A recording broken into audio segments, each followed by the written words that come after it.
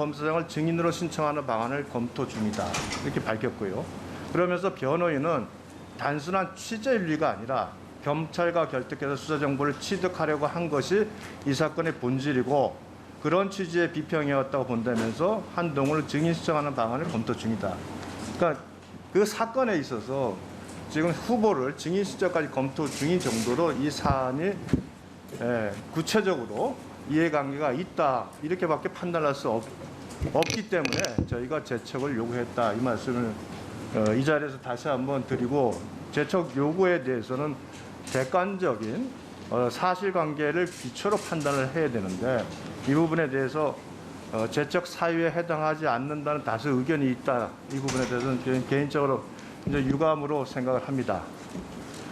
두 번째로 지금 현재 한동훈 그 후보가 그 검수완박법이라고 표현을 했다는 데 대해서 사과의 요구를 하고 계시는데 여기를 한번 좀 보실까요?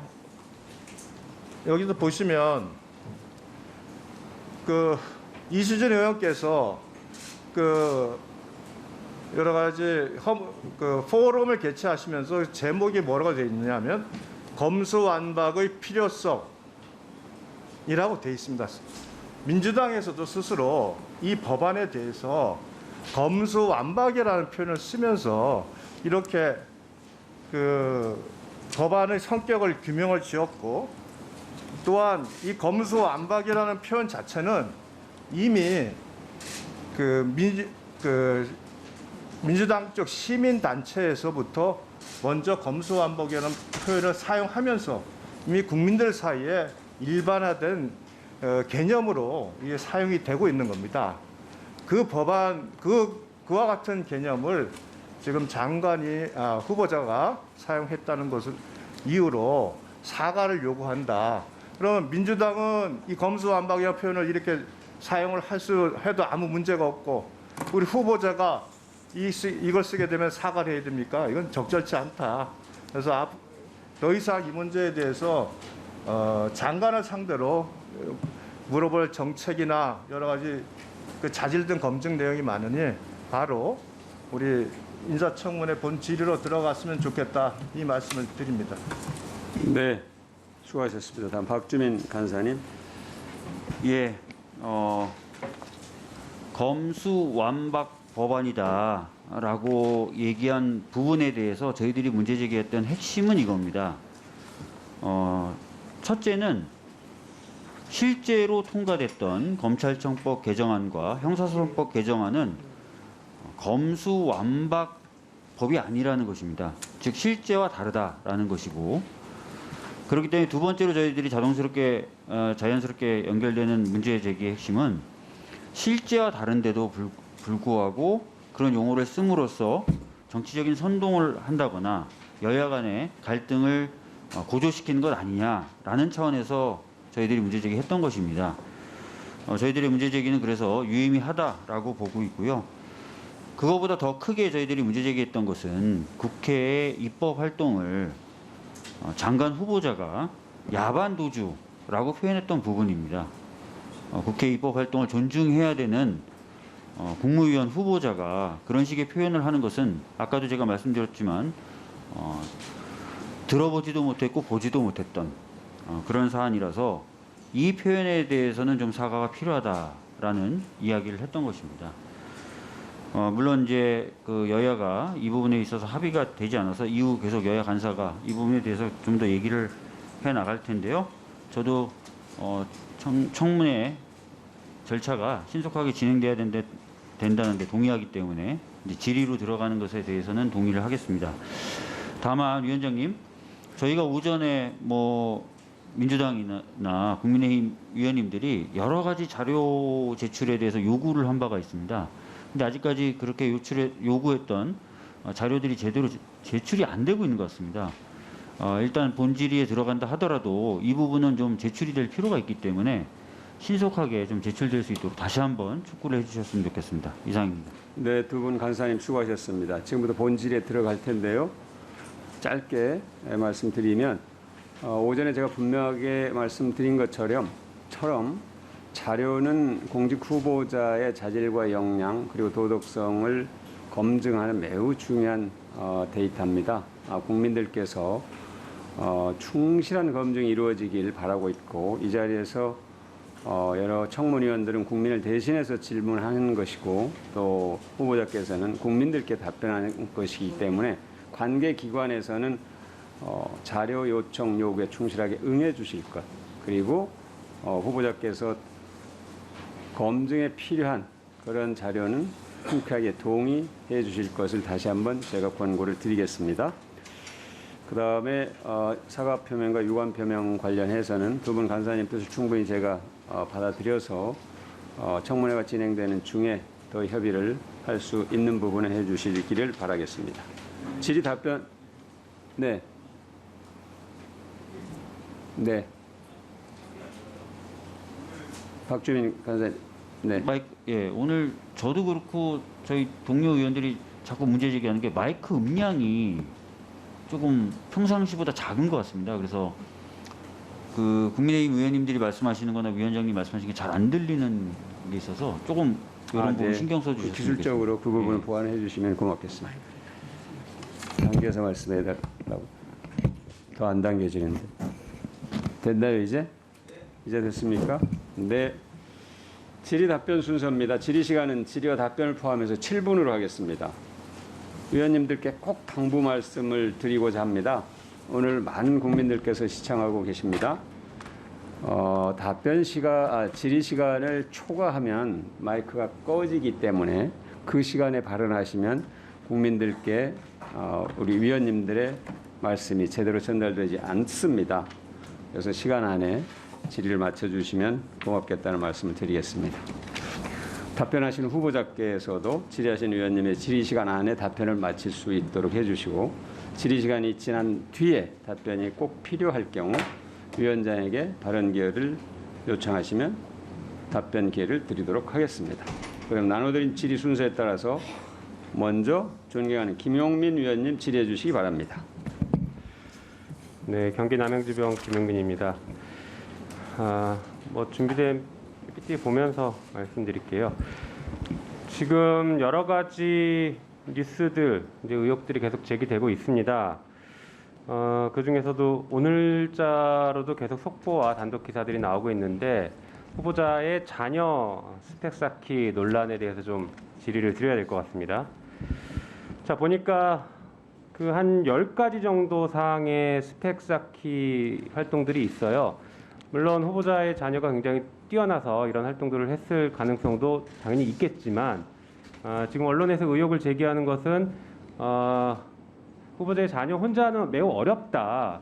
가족들이 총동원됐다. 그리고 이 스펙 쌓기에 허위가 개입되어 있을 가능성이 매우 높다. 이런 의혹들이 계속 제기되고 있습니다. 하나 좀 차례대로 보겠습니다. 다음 보여주시죠. 먼저 가장 논란이 많은 게 이제 복지관에 그 노트북 50대 기부한 것이죠. 네, 이 기부에 대해서 한동훈 후보자는 기업에서 기부한 것이다, 잘 모른다, 이런 취지로 얘기를 했던 것 같아요.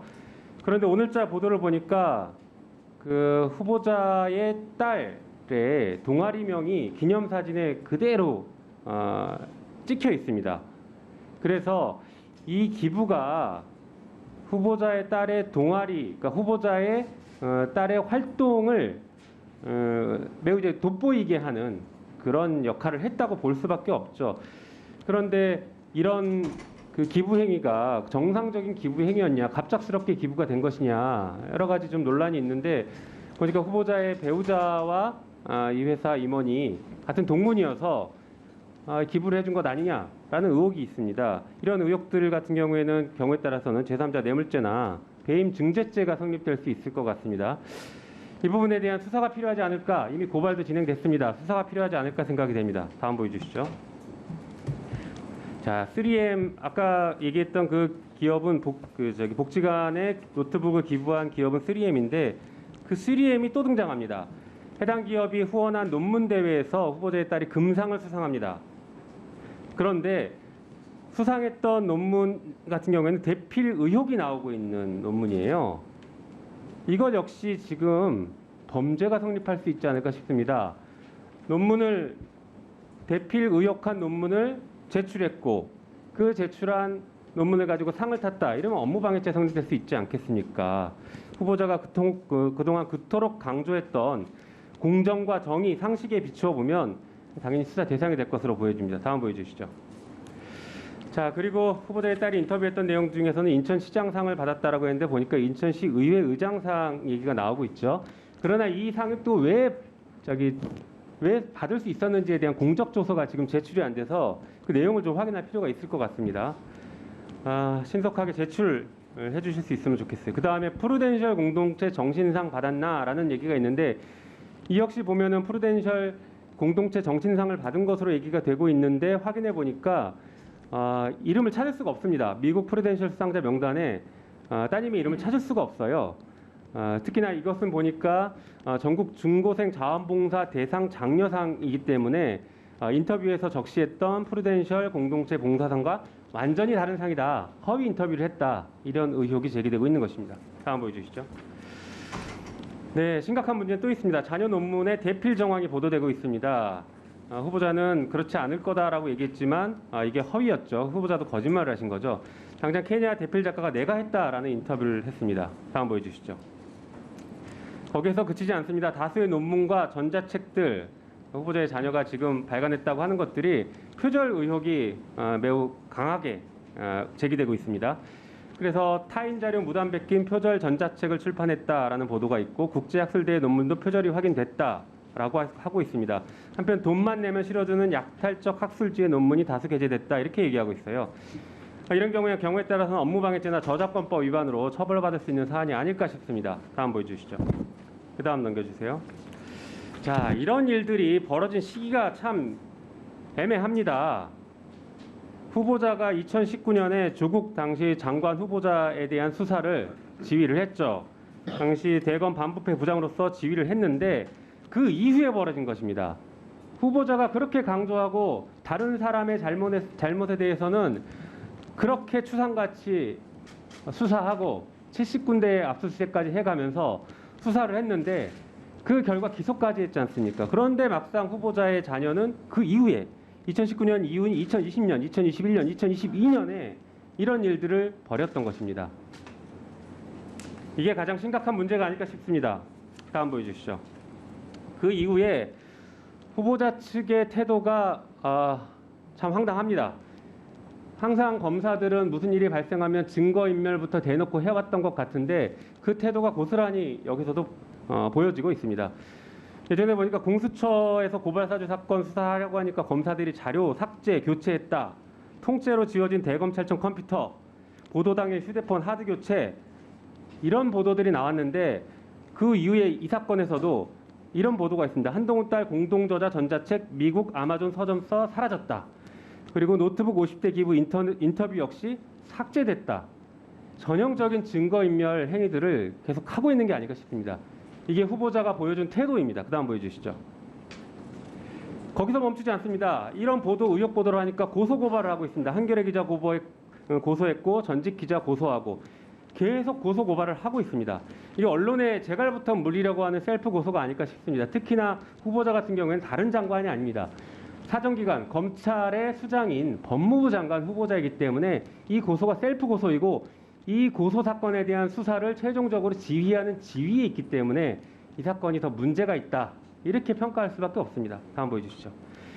설리번 소송 많이 국민의힘에서 내든 인용했었죠. 공직자나 공인의 경우에 명예훼손이 인정되기 위해서는 이 보도의 오류가 실제적인 악의를 가지고 있어야 되는데 조금 전에 그런 보도들이 실제적 악의가 있다고 보기 어려움에도 불구하고 후보자가 매우 정광석화처럼 강력한 법적 대응들을 하고 있는 게 아닐까 이런 태도를 지적하지 않을 수 없습니다. 네. 그 다음 보여주시죠. 자, 후보자는 그런데 이렇게 이런 스펙들을 쌓는 게 사실 별 문제 없지 않냐. 아직 대학 진학도 하지 않았고 거기에 쓰지도 않았지 않느냐. 소위 말해 예비 음모는 처벌할 수 없는 것 아니냐라는 취지로 읽혀집니다. 그런데 그렇지 않은 것 같습니다. 이걸 왜 이렇게 스펙을 쌓았을까? 다음 보여주시죠.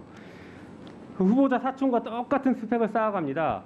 보니까 그 후보자의 딸과 사촌들의 교회 활동들은 여러 차례 겹치고 있습니다. 봉사 활동 단체를 같이 만들었고, 다음 넘겨주시죠. 또 포스터 전시회도 같이 했고, 포스터에 그 이모의 딸이 이름이 모두 들어갑니다. 그 사촌들의 이름이 들어간다는 얘기죠. 또 보여주시죠.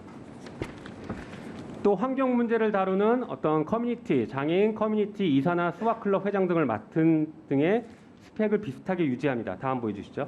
이런 여러 가지 스펙들을 쌓고 나서 다음 보여주시죠. 영어 번역도 그렇고 사촌들이 보니까 아이비리그 대학에 입학을 했어요. 후보자의 딸도 똑같은 코스를 걷기 위해서 이런 생각을 했던 것으로 보여지는데 여전히 아니냐고 얘기하실 수 있고 그렇게 주장하실 수 있겠습니까? 공정하다고 평가하실 수 있겠습니까? 여기에 대한 입장과 지금 당장 수사가 필요한지에 대한 입장과 말씀해주십시오. 답변하십시오. 예. 너무 많이 말씀해 주셔서 어떤 부분을 먼저 대답해야 될지가 조금 애매한데요. 개괄적으로 말씀드리면은 사실 저는 솔직히 이 교육 과정에서는 잘 알지는 못합니다. 제가 관여를 하지 않았고 대개 그 시기가 제가 이제 지방으로 좌천돼 있을 때라서 제가 상황은 몰랐는데 이 과정을 좀 들어보니까 대개 뭐 지금 말씀하시는 논문이라고 하는 것들은 논문 수준은 아니고요. 고등학생이 어떤 연습용으로 한 리포트 정도 수준의 짧은 글들, 2-3페이지, 많으면 6페이지 정도짜리 그런 영문 글들을 모은 것입니다. 그리고 그것이 실제로 입시에 사용된 사실이 전혀 없고, 그리고 그 글이 입시에 사용될 계획도 없습니다. 그런데다가 나아가서 학교에도 제출하는 사실이 없는 글들입니다. 그러니까 제 딸이 이제 국제 학교를 다니고 있는데요. 거기서 하는 과정에서 자기가 학습하는 아카이브 같은 걸 쌓은 것이다. 저는 이렇게 설명을 들은 상태이고요. 그리고 봉사활동에서 대해서 아까 말씀하셨는데요. 그거는 지금 일회성으로 하는 것이 아니라 3년 가까이 계속 하고 있는 일이고, 취약계층이 있는 이 아동들을 상대로 제 딸 같은 경우는 이제 국제학교에 다니고 주위에 친구들이 네이티브 영어들이 많으니까 그것을 이제 줌으로 연결해서 서로 좋은 일을 할 수 있지 않을까 하는 상태에서 시작한 것이고, 실제로 거기서 도움을 받고 있는 분들도 많은 것으로 알고 있습니다. 그런 과정에서 이제 그 아동 시설에서 노트북이 부족해서 거기에 대해서 이제 자기 노트북을 좀 구해서 주다가, 그래서 그 기업에서 폐기 처분할 불용 용도의 노트북을 기증한 것인데요. 저는 그것이 크게 문제되는 것이 아니고 오히려 장려해야 될 부분이 아닌가 생각합니다. 그러지 않았으면 폐기 처분될 내용들이 지금 취약계층 아동의 영어 공부에 쓰일 수 있으면 좋은 일 아니겠습니까? 그리고 너무 많이 말씀하셨죠. 그리고 서울시, 인천시 그 상장 같은 경우는 원래 이게 오보가 먼저 나왔었고, 그리고 민주당에서도 이게 서울시가 가짜다 이런 주장을 좀 하셨었다가 사실이 아닌 걸로 드러났지 않습니까? 나머지 상들도 그걸 제가 없는 거를 있다고 말씀드리진 않겠습니까? 제가 그렇게 말씀드리고 싶고요. 그리고 제 딸이 지금 미성년 상태입니다. 그리고 어떻게 보면 좌표 찍기를 당한 이후에 이메일이라든가 그 사이트로 굉장한 욕설과 그런 미성년자로서 좀 감당하기 어려운 공격을 당하고 있어서 굉장히 충격을 받은 상태고요.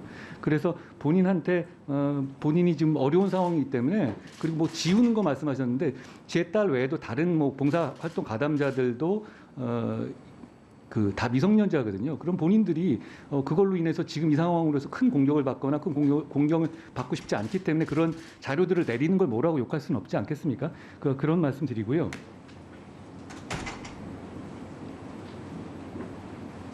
그래서 여중생 노트 일기장까지 압수수색하고 들여다봤습니다. 그 부분에 의원님 말씀 드려도 될까요? 질문하신 거면 그거를 여러 번 말씀하시는데요. 혹시 뭐 족 전 장관 사건 말씀하신 거라면 제가 그 수사팀에 물어봤습니다. 그 여중생 물론 그 당시에 조민 씨는 30세였죠. 그 일기장을 압수한 적 있느냐 그랬더니 그런 사실이 없다고 합니다. 그건 아마 좀 잘못 알고 계신 것 같습니다. 지금 말씀드린 것처럼 입시에 쓰이지도 않았고 입시에 쓰일 계획도 없는 그 습작 수준의 글을 올린 것을 가지고 그 수사까지 말씀하시는 것은 좀 과한 말씀 같습니다. 네, 수고하셨습니다. 다음은 민형배 의원님 질의하시겠습니다.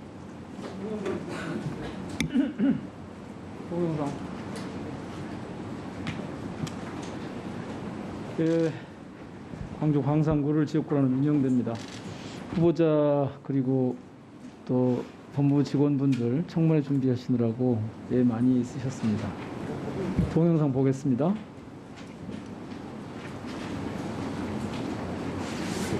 없어. 그럴 권리는 아무도 없는 거란다. 그건 죄야. 후보자께서도 아시죠? 누군지. 아, 저분 말씀이시죠? 예, 예. 윤여정 씨. 예. 이분이 꼽은 인생 최고의 명대사가 지금 이거랍니다. 이거 88년도에 나온 드라마에서 나온 명대사인데요. 혹시 들어보셨습니까? 이거 사전에? 전에 언제? 처음 들으신가요? 제가 이 얘기는 처음 들어봅니다만 예. 말씀해 주시면 제가 경청하겠습니다. 예. 다음 그 비트 보여주실래요? 광주에서 발행되는 전라도닷컴이라는 문화 잡지가 있어요. 처음 들어보셨을 텐데 이 잡지 이번 5호로의 권두원 칼럼이 이 전라도에서라는 문패를 달고 있고 제목이 함부로에 맞서입니다. 아까 윤여정 배우가 명대사라고 했던 거 함부로에 맞서라는 제목이에요. 이 칼럼의 필자는요, 이 명대사를 인용한 뒤에 이렇게 씁니다. 그 말이 지금 더욱 절실하게 다가오는 것은 혐오와 차별, 갈라치기를 버젓이 행하는 무리가 권력을 쥔 현실 속에서 사람을 향한 함부로가 횡행할까 봐 염려하기 때문이다. 후보자께서도 이런 현실 진단과 우려에 동의하실 거라고 보는데요. 아닌가요?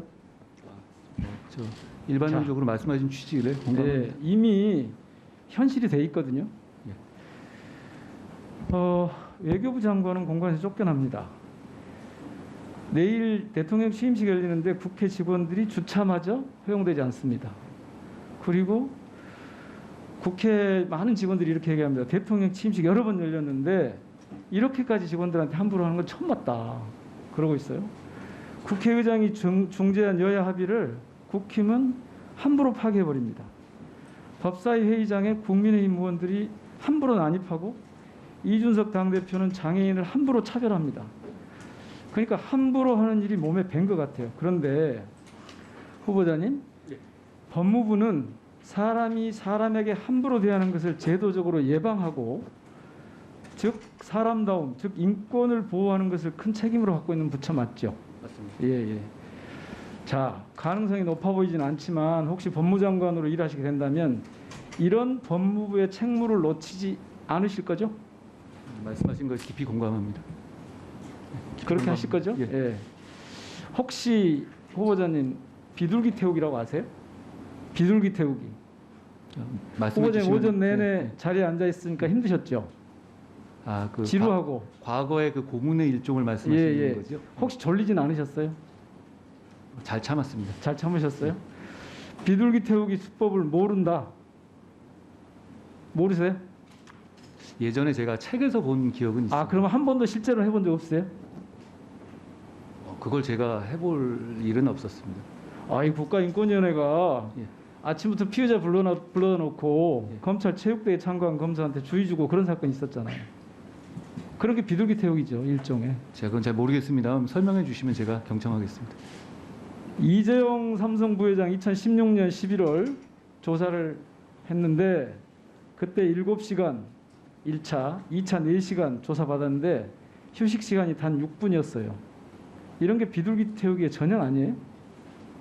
그리고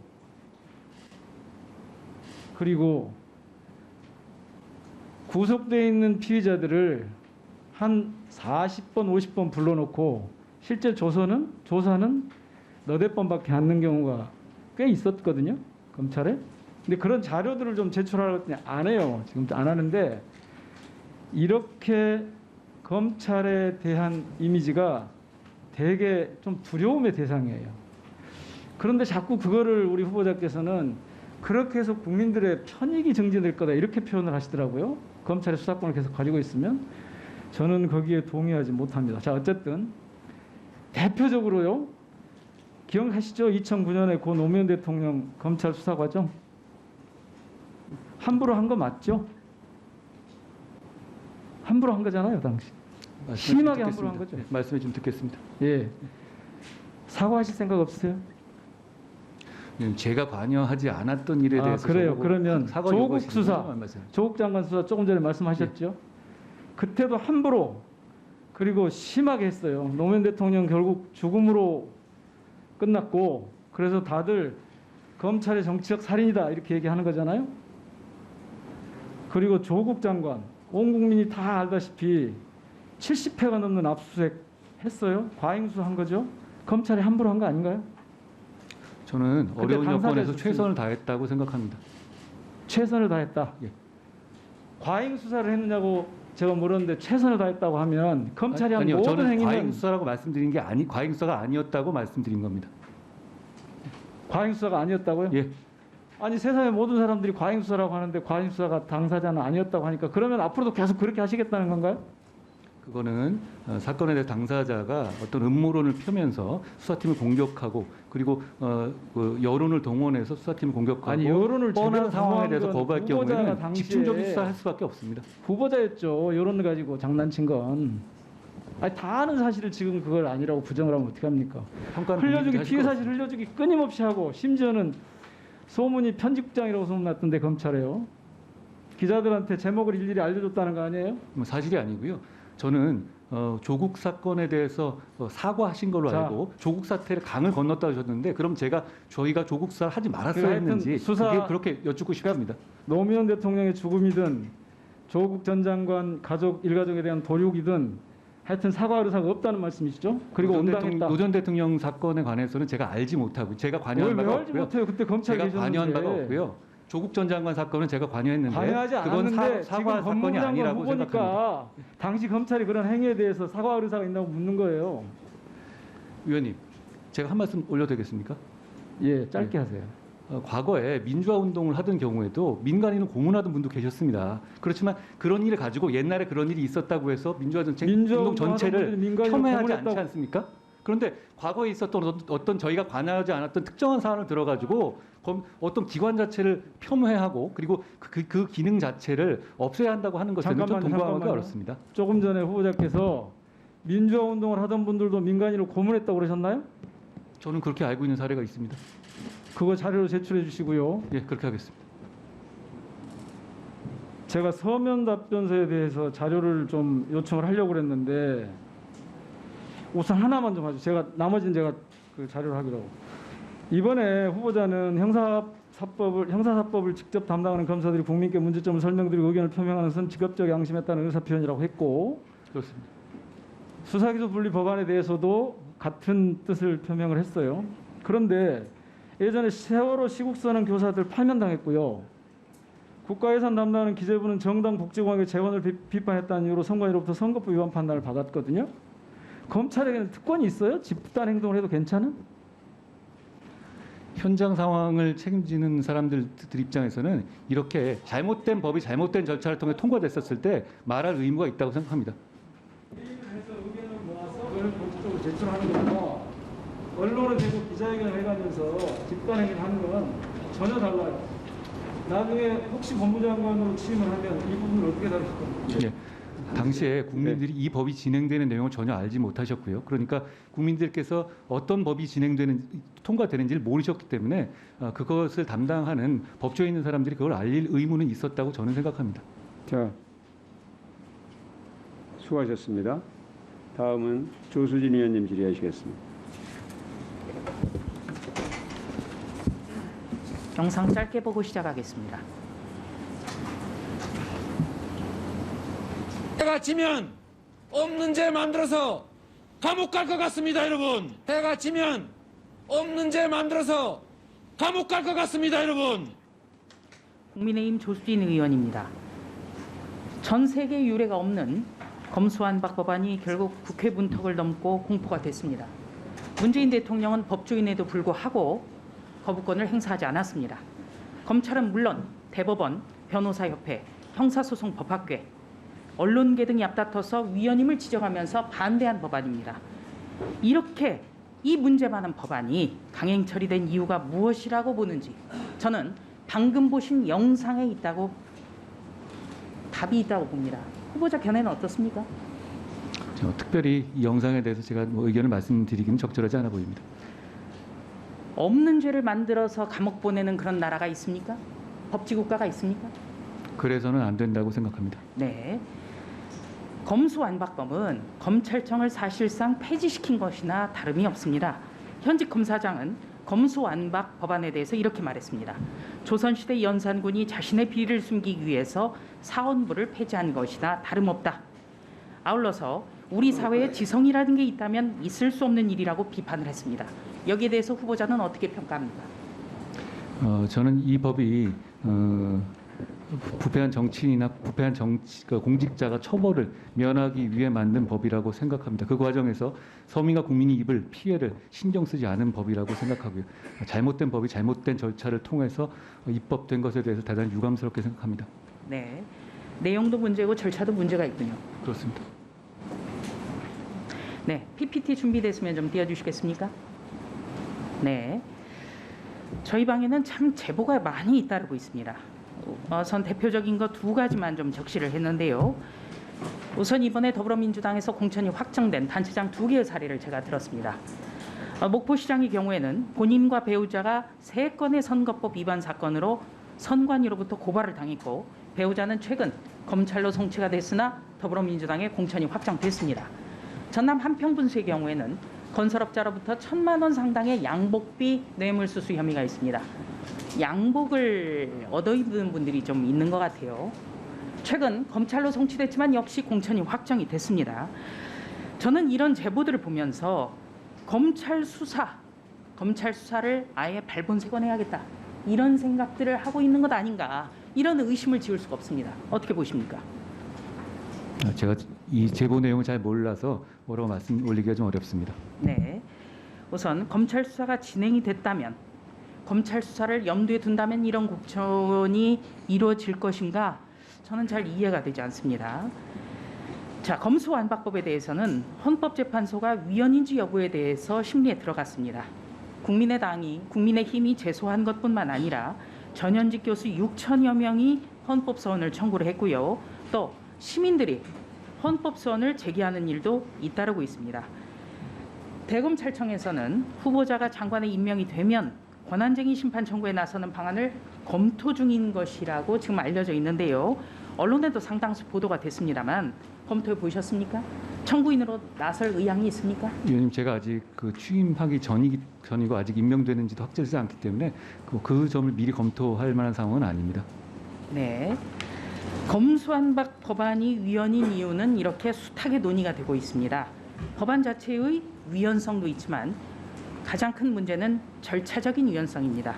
하나하나씩 좀 세부적으로 들어가 보겠습니다. 우선 이번 검수완박 법안 날치기 처리 과정에서는 이승만 정부 때의 4.4.5입 개헌 이래 최악의 꼼수들이 난무했습니다. 그중에서도 가장 대표적인 것이 위장탈당일 것입니다. 위장탈당은 국회판 위장 전입이지요. 위장탈당, 이게 바로 안건조정위에서 꼼수를 쓰기 위해서 이런 최악의 어떤 꼼수를 사용을 한 건데요.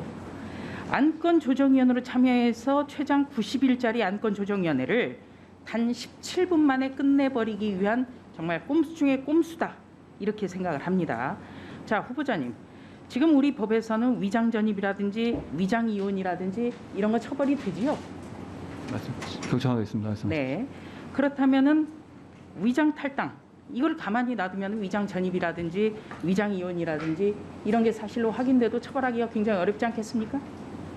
제가 구체적으로 어떤 일에 대해서 말씀 올리기는 어렵고 다만 법이 적법 절차, 헌법상의 적법 절차를 지켜서 제정되고 그리고 시행되어야 한다고 생각합니다. 그러니까 법률에 있어서는 절차적 정당성을 갖춰야 된다고 보시는 거죠? 당연한 말씀입니다. 네. 지금 민법상 통정허위 표시 이런 얘기 굉장히 지적이 많습니다. 민법상 통정허위 표시, 이른바 짬짬이 행위. 발음을 좀 제가 다시 한번 하겠습니다. 짬짬이 행위는 무효다. 이런 지적도 굉장히 많은데요. 다시 말해서 사후에 복당하는 것을 전제로 해서 위장 탈당하는 척하는 이런 행위는 애초에 무효다. 이런 법적의 지적이 많더군요. 들어보셨습니까? 말씀해 주시면 제가 경청하겠습니다. 네. 그러니까 이런 어떤 위장 탈당 행위는 법안 처리를 위해서 탈당한 것처럼 하고 사후에 복당을 약속을 받았기 때문에 민법상의 통정 허위 표시다. 이른바 짬짬이 행위다. 이런 지적이 많다는 겁니다. 네, 들어보셨죠? 그렇다면은 안건 조정이 구성 및 의결의 정족수부터 잘못된 것이다. 그렇다면은 더더욱이 헌법에 규정된 다수결의 원칙도 위배하고 있다. 저는 이렇게 생각합니다. 동의하십니까? 의원님 말씀하신 제 구체적인 내용 하나하나까지 말씀드리기에는 제가 지식이 부족하고요. 다만 국민에게 피해를 주는 잘못된 내용의 법이 잘못된 절차를 통해서 제정된 것이라고 저는 개인적으로 생각합니다. 네, 절차에 대해서 짧게 들여다봤고요. 내용에 대해서도 그럼 한번 답변을 구하겠습니다. 우선 극히 일부 사건을 제외하고 전적으로 검사의 수사권을 박탈할 수 있는가? 이것이 문제입니다. 우리나라 헌법은 검사의 영장 청구권을 명시하고 있지요. 그렇습니다. 형사소송법도 수사의 장애, 헌법상 영장 청구권을 구체화해서 규정하고 있지요. 헌법에 규정되어 있습니다. 헌법과 형사소송법에 규정되어 있습니다. 그렇죠. 네. 그렇다면은 검사는 헌법상에 규정되어 있는 유일한 수사기관이다. 이렇게 봐도 저는 무리가 없다고 보는데요. 이렇게 헌법에 보장된 수사기관의 수사권을 법률 개정으로 완전히 박탈하는 것, 이거 가능합니까? 저는 위헌 소지가 상당히 높다고 생각합니다. 바로 그러니까 헌법에 보장된 수사기관의 수사권을 법안 날치기를 통해 가지고 무력화시키는 것, 이거 위헌 가능성이 높다고 보시는 거죠. 헌법에 규정된 검찰의 수사권은 검찰의 것이 아니고 그것으로 인해서 범죄를 방지하는 것을 이익을 받게 되는 국민의 것이라고 생각합니다. 그러니까 그렇게 법안으로 함부로 박탈할 수 있는 문제가 아니라고 저는 생각합니다. 네. 김철수 교수의 헌법학 개론을 좀 들여다보면요. 이런 구절이 있습니다. 우리나라 헌법의 기본 이념인 국민주권주의, 국제평화주의, 기본권주의, 사회복지주의를 위배하는 법률은 제정할 수 없다. 이렇게 돼 있고요. 삼권 분립의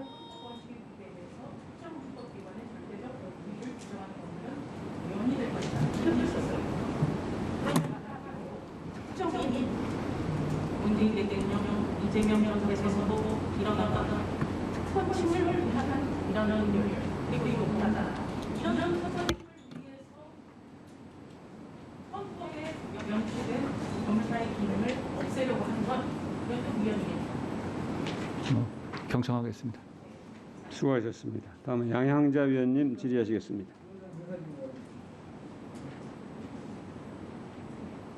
짧게 해주세요.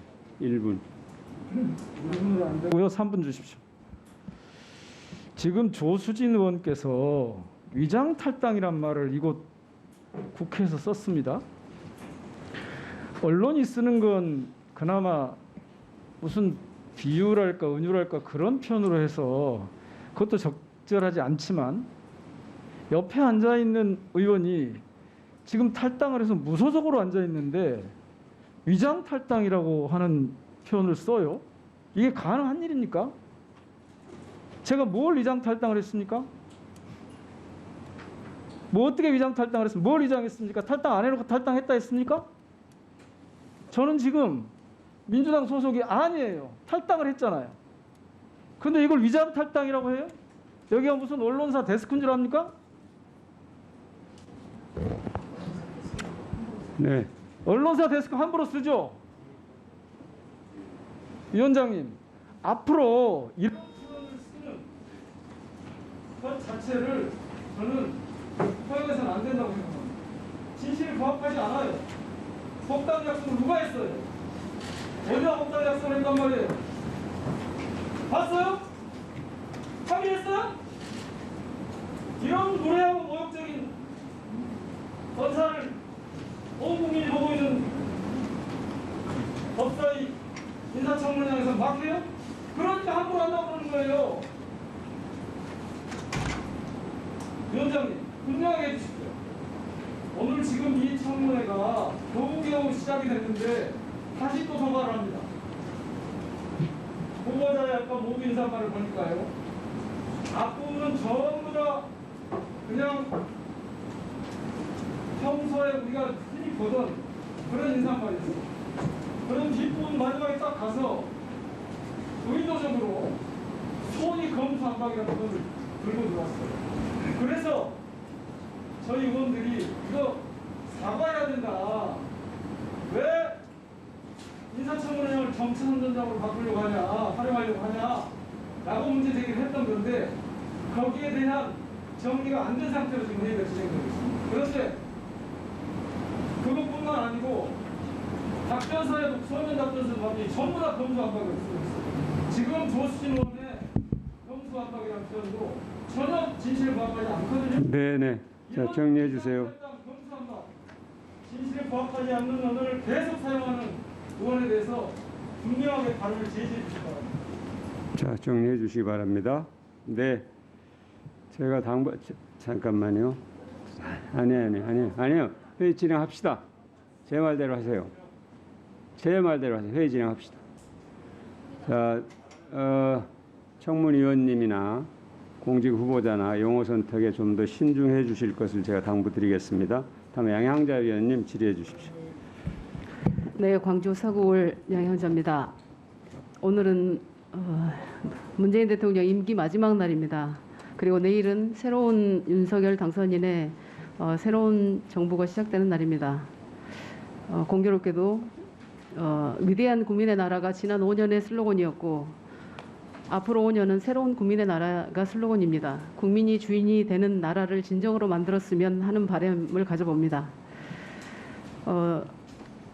지금 이제 검수완박이라는 이야기로 말씀들을 많이 나누셨는데 사실 제가 먼저 사과를 드리겠습니다. 저도 이 질의서를 작성하면서 검수완박이라는 단어를 썼습니다.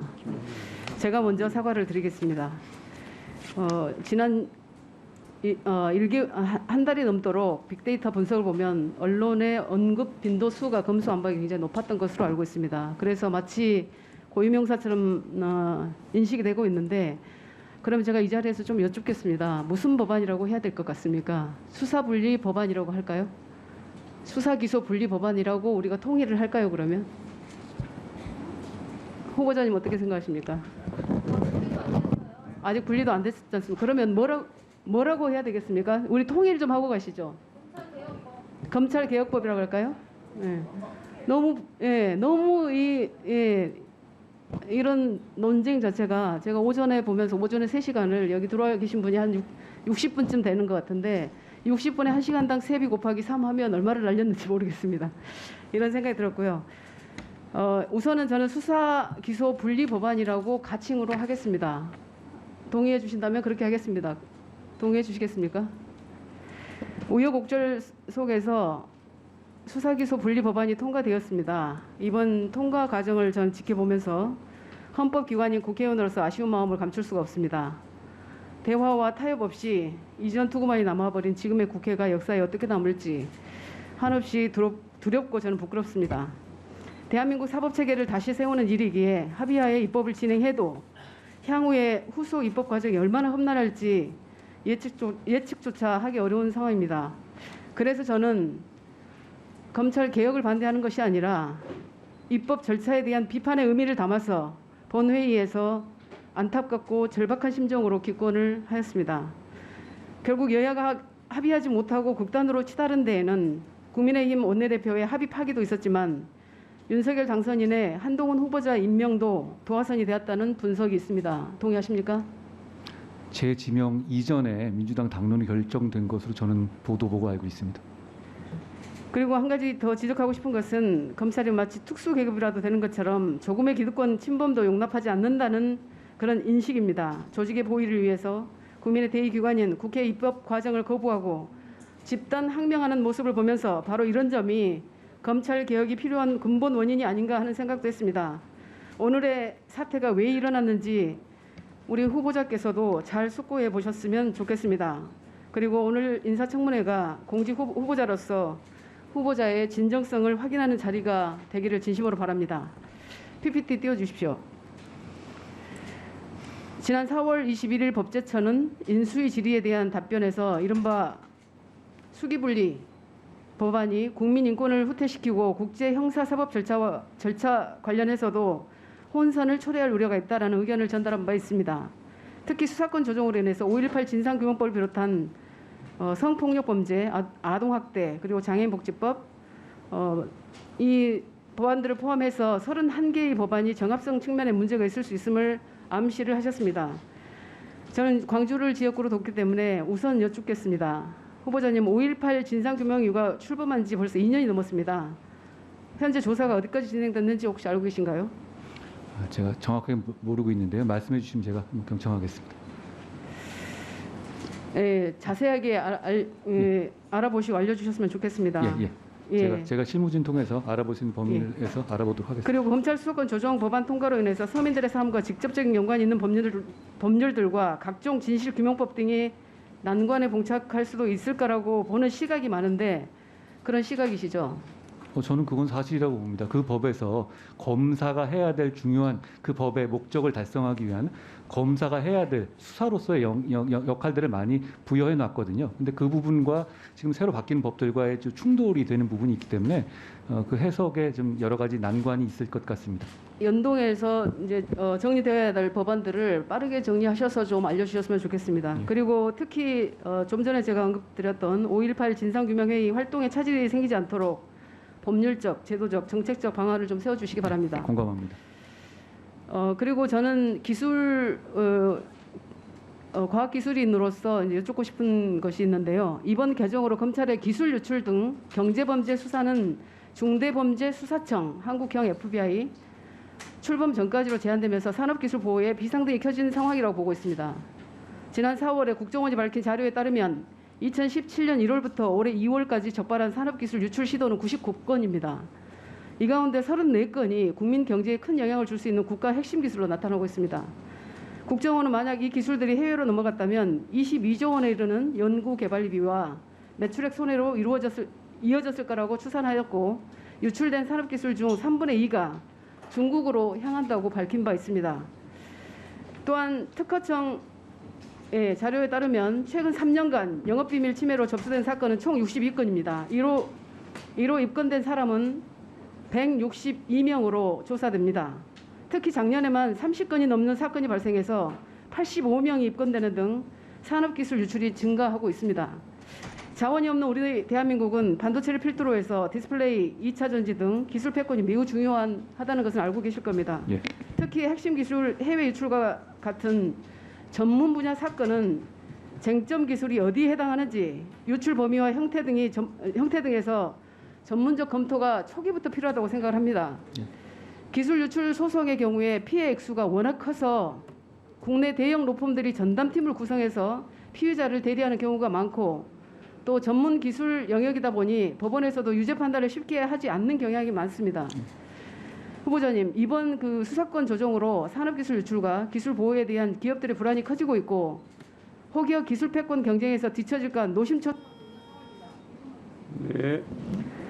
이처럼 수사권 조정으로 인해서 국익에 빨간불이 켜질 수도 있는 상황인데 우리 정치권에서는 이런 문제를 지적하는 분이 지금까지는 제가 잘 보이지 않는 것 같습니다. 후보자께서는 이런 발생 가능한 문제를 예측하고 예방할 의무가 있다고 생각하는데요. 법무부 장관 후보자로서 앞으로 산업기술 유출에 대해서 어떻게 대응하실 생각인지 말씀해 주시고 기록해 두시고 제가 시간이 없어서 하나만 간단하게 말씀드리겠습니다. 다음 PPT 이거 조금 다른 얘기입니다만 검찰청법 제44조 2 검사의 파견 금지 조항을 보시면 후보자님이 검찰청법 제44조의 이 법안의 취지는 검사의 정치적 중립성 및 독립성을 제고하기 위함인데 후보자께서도 지난 2009년 9월 15일 의원 면직 후에 곧바로 청와대로 임명된 거죠? 예, 그렇습니다. 네, 그런데 PPT를 한번 봐주시면 한동훈 후보자 인사청문 요청을 보면 후보자의 경력은 청와대 재직 당시에도 검사로 되어 있습니다. 후보자님 검찰청법을 위반해서 검사로서 청와대에 재직하셨는지 그건 아니고요. 그건 당시에 의원님 말씀드려도 되겠습니까? 네, 답변하십시오. 의원님 지금 말씀하신 거는 보통 저희가 여러 정권을 거쳐서 검사들이 청와대에 사실상 파견 근무를 하는데 저 규정 때문에 의원 면직을 하고 가는 형식을 취했었습니다. 그러니까 내부적으로는 그냥 파견 갔다 이렇게 말하는 그런 사실상의 얘기를 써놓은 것이고요.